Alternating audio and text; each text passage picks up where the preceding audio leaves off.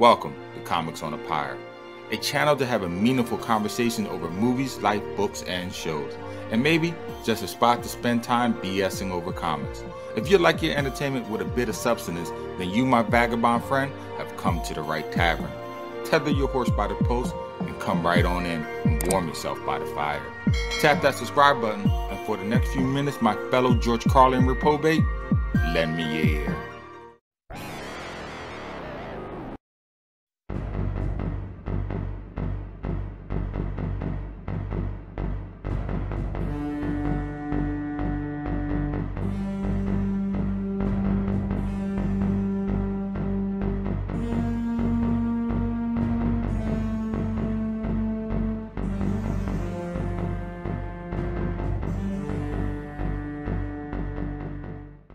Robert E. Howard. Oh boy, how do I start this video? This man is singularly widely recognized as the father of sword and sorcery fantasy, a subgenre of fantasy that is characterized by one or more sword-wielding heroes engaged in exciting and violent adventures. There is usually an element of romance in his tales. You know, the beautiful damsel in distress that the hero must rescue from the clutches of the evil wizard or ruler. The stories are often sprinkled with elements of magic, and in Howard's case, they are often melded with the supernatural to give it a more horror-like feel. But don't expect George R. R. Martin depth here, with multi-layered plots woven together, plus a plethora of endless characters, and books the size of tombs that can be used as door stoppers. Literally. Robert's stories are often short, simplistic, and it is fair to say somewhat formulaic. There is no great intrigue in these tales.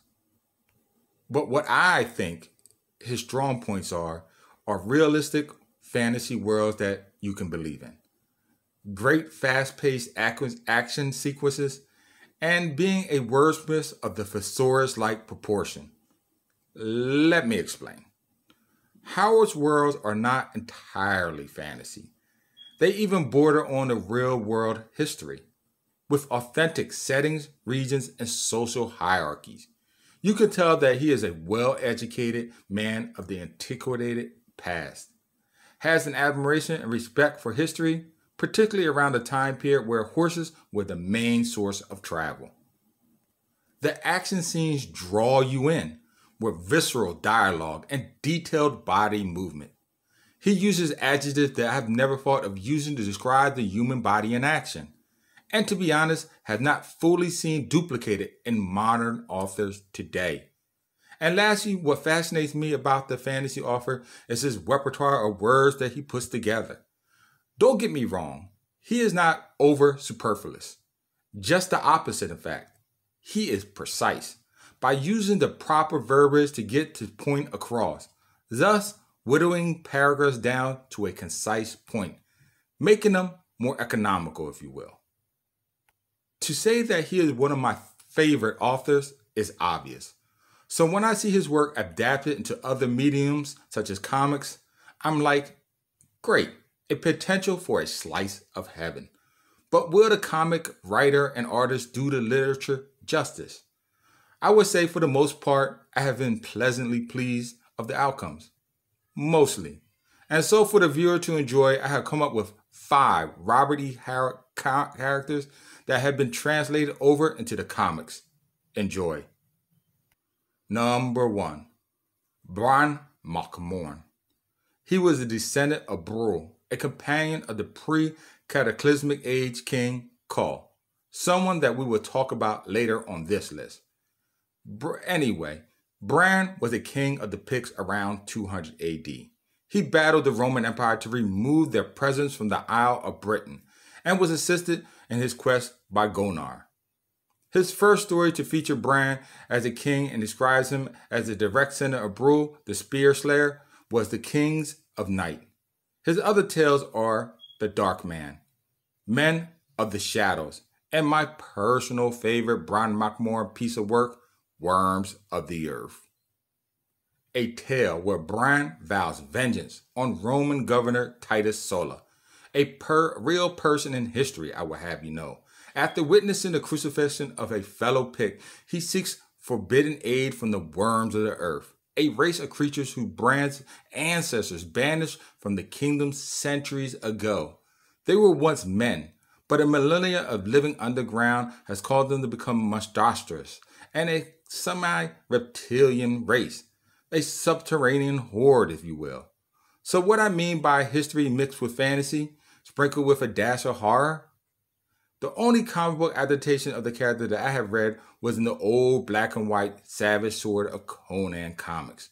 Believe me, these stories are fantastic, and the artwork is to die for.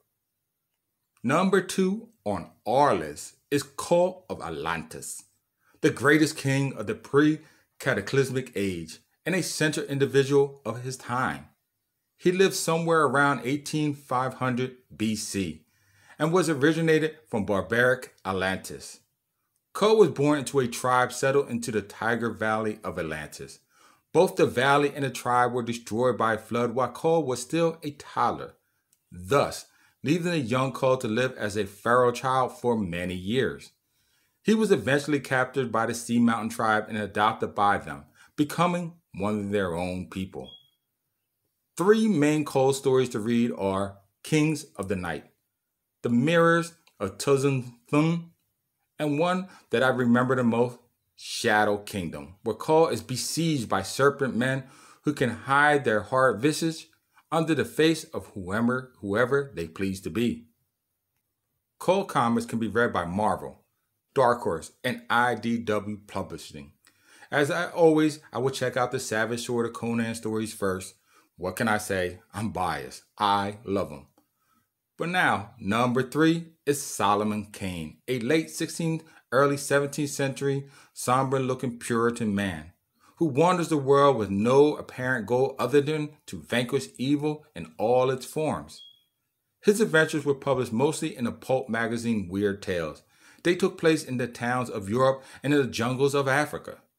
Kane is described as a gloomy man of pale skin, gaunt face, and cold eyes, all of which are shadowed by a slouched hat.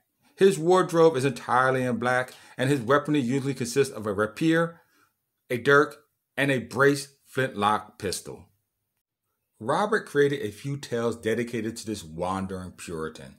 The 3 that I would most recommend reading are Red Shadows, Skulls in the Stars, and Rattle of Bones. Both Marvel and Dark Horse comics have been made adaptations showcasing this swashbuckling hero. And 4th on our list, Valeria of the Red Brotherhood. She is a pirate and a warrior who makes her living on the Viliat Sea.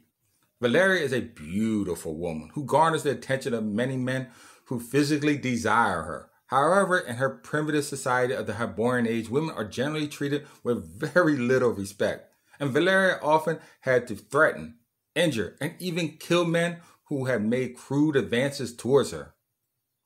She is a powerfully built woman with a keen mind, strong will, and with great courage to face danger. In the Red Nail story, Conan was infatuated with her, in fact stalking her over several leagues until he caught up with her. Eventually, though, at the end of the story, she earned his respect with her beauty and her fighting poise, as Valeria is a skilled swordswoman. While she is not as strong as Conan, though, of course, her great skill and experience allow her to move with lightning speed and stealth. Comic adaptations of the adventures of Valeria can be read by Marvel's Savage Tales, and believe it or not, are great. Plus, I believe Marvel recently launched her and her own self-titled stories. And now, 5th on this list. Do I really need to say it? Robert E. Howard's flagship character, Conan the Barbarian. Now, if you don't know who this character is, you've probably been living under a rock. He has been adapted into multiple mediums, to video games, movies, TV shows, let's not talk about that, cartoons, and of course, comics, which of course is the reason why he is on this list. Now, normally I would say head straight on over to Marvel Savage Sword of Conan series to read good adaptations, but I am glad to say Dark Horse Publishers really did a good job too with this character as well. If you want to read every Conan comic though, good luck, for they are prolific. Some ongoing series are Conan the Barbarian, Savage Sword of Conan, King Conan, Conan Adventure, Conan the Slayer, and so forth. This, of course, does not even take into account the numerous limited series and one-shots dedicated to the Cimmerian. Conan truly has captured the hearts of fans across the globe and will no doubt live on well into the future. And in closing, as they say, between the time when the oceans drank Atlantis and the rise of the sons of Ares, there was an age undreamed of. And onto this Conan, destined to wear the jeweled crown of Aquilonia upon his troubled brow. It is I, his chronicler, who alone can tell thee of his saga. Let me tell you the days of high adventure. Well, there you go. 5 Robert E. Howard fantasy characters that have been adapted to the comic book format. If you like this video, then by all means, check out my other ones located at my comic book inspired YouTube channel, Comics on Fire. While there, make sure to tap the like button, press the subscribe button, and ring the bell to be notified when the next video drops. But until then though, as always, in the interim, until next time, keep reading my friends.